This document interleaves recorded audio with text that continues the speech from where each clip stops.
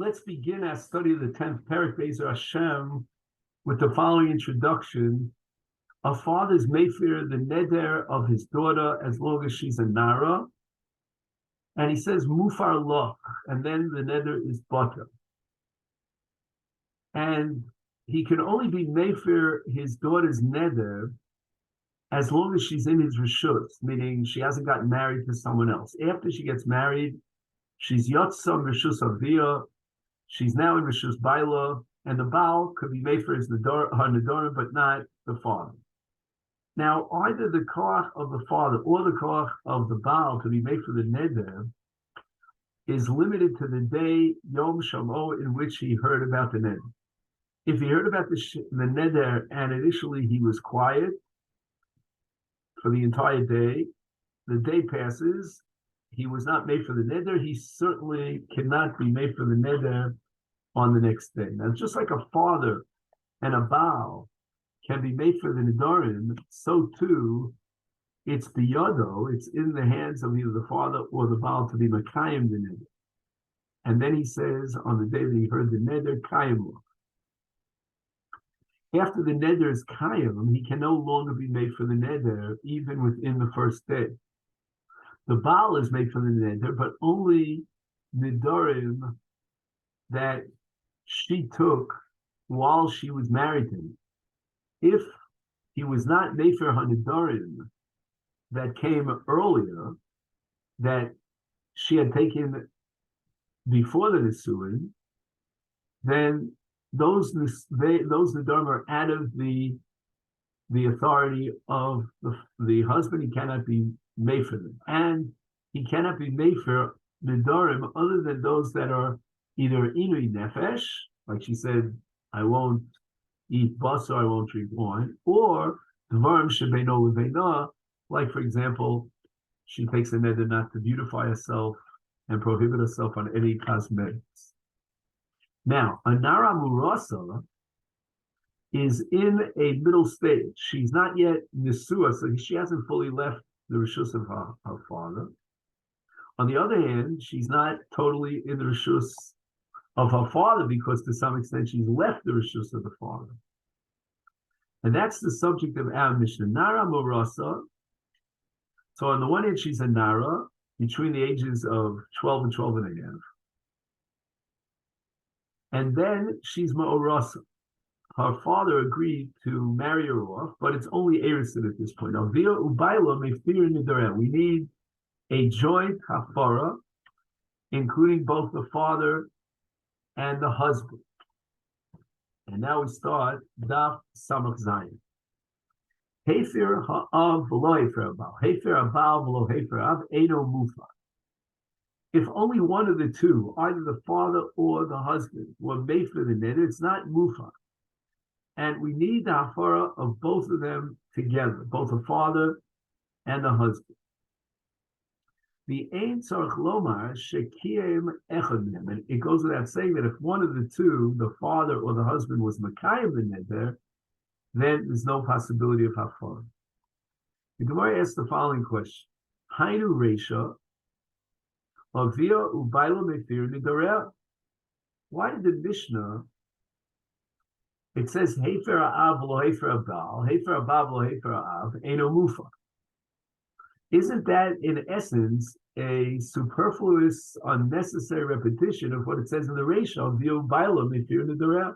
The Gemara answers mal de tema when it says avia ubayla, the vav is a vav of o, a vav hamachalik. We could have said o avia, o bayla. If we interpret it that way, then we don't require both avia and bayla to be joint mayfair, but rather one of the two.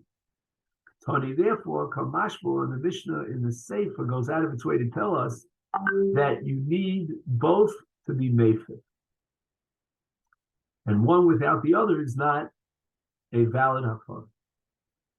The Mishnah says, Ein tzarich lomar shekiyem echad min. Lama li l'misnah. Why is this necessary? It seems so superfluous. And it's a din that we could have derived from the Reisha. Hashli yesh lomar hefer zeh below zeh v'lo klum. If there was only a hafara of one of the two, either the father or the husband, it's not a valid hafara is kiyam echad lo. It goes without saying that if one of the two is makayim the neder, there's no possibility of hafara. Is it necessary for the Mishnah to spell out that if one of the two is makayim the neder, then there's no hafara? And where it says kiyitzruch can go the hefer echamem the kiyim echad. What happens is that one of the two, whether it's the father or the husband, was makayim the neder, was made for the neder, and the other was makayim the neder. Then on that same day, Chazar HaMakayim, the Makayim himself now has Charata. Why did I agree to verify and validate this neder? V'nishal al hakamoso. And he went to a Chacham to do a she'ela and to be mavatel his hakama. Maladetema, I might have thought Maita Oki ha'akre, that which he was Makayim the neder, now he is oker that which he was Makayim. And now he has carte blanche to be made for the neder and to link up with the hafara of the other.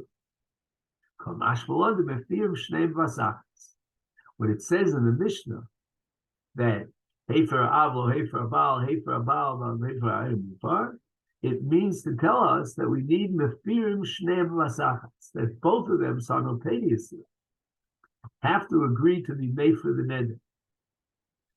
And whether it's haforas echad, haforas chavero, lo yafsik dovra ma'akir, this haforas hasheni, there cannot be an interruption that wedges between one hafara and the other. And if there was a hakam in the middle, that breaks up the tziruf between the two hafaros. The two hafaros of the av and the baal, respectively, have to be joined, have to be integrated into one entity of hafara. One joint process of hafara. But if after the first hafara, the second came and he was mekil, he was makayim the neder, then the first hafara is completely batel umavuta, because it's no longer re'uyel, it's tarif hafaras hasheni. It cannot be integrated henceforth in the second hafara. And even if at the end of the day, that second hakama was betela, because he was shoel etzel chacham, nevertheless, at the moment of Hakama, the Hafaras Harishon is not real, it's tarif im Hafaraso. You have an automatic, absolute barrier or hefsek separating between one Hafara and the other Hafara. So once the second was Makayim, then even if he'll remove the kiyum, you cannot integrate the two Hafaras together. The Gemara now asks the following question. V'nara murasa, the aviu baila mefim does Rabbi know. What's the source that once she's an arusa, the father is no longer the sole exclusive authority over hafara, but he needs a hafara from the orus? Omar Rabba Makro, we derive from the following pasuk in Bamidbar Perik Lamed in the parasha of Matos. It says v'im hayos siyel leish unidorel leh. And then it says, "V'im biyom shmoa isha yoniosa ve'feres nidra asher aleh v'es mivtos vaser asher asral nafsha v'Hashem yisachlo." Now, this pasuk must be talking about a case of an arusa, as we'll see soon, and therefore, when it says "V'im hayo tiyeh," the vav is what we call vav mosav al inyan rishon. The vav is connecting to what came before it, and the sentence that follows the vav is an expansion of what came before it. So what came before it? Hafaras ha'ah. It says v'mheini avia osa b'yom shamo kol l'drev asher asher asar nafshe yikul. And therefore, the hafaras ha'orus, which is indicated here in the pasuk v'yom b'yom shamo isha yoniosa, it's not going to be effective in and of itself. It's only going to be effective if it's a tziruf to the hafaras ha'ah. And umikan not lenara murasa shavir baila b'firin es nidareh.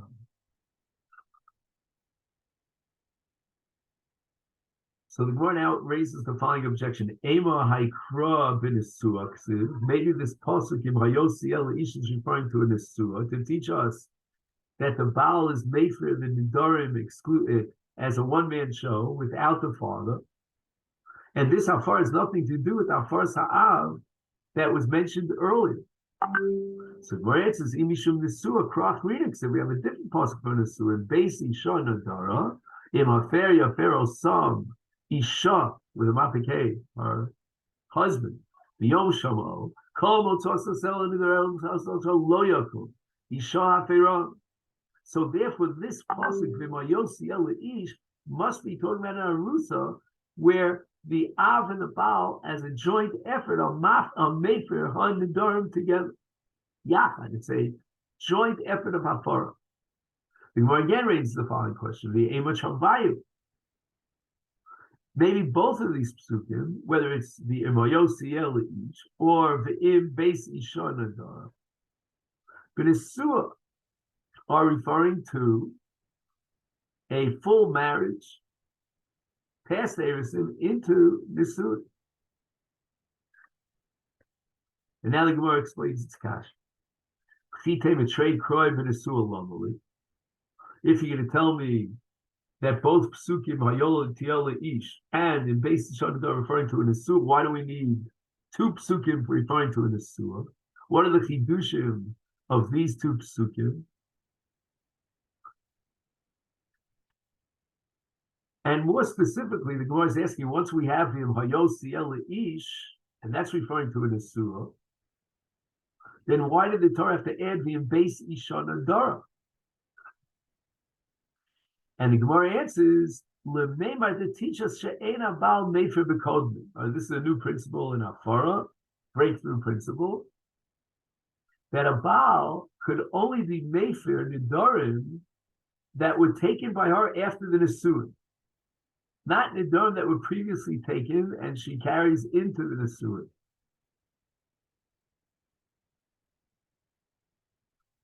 But now we have to ask the following question. If there are two psukim can teach you about Nesua,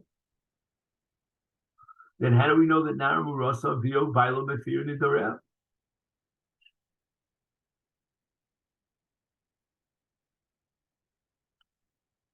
And the Gemara's answer we'll see now on Daf Samach Zayin Amud Bey.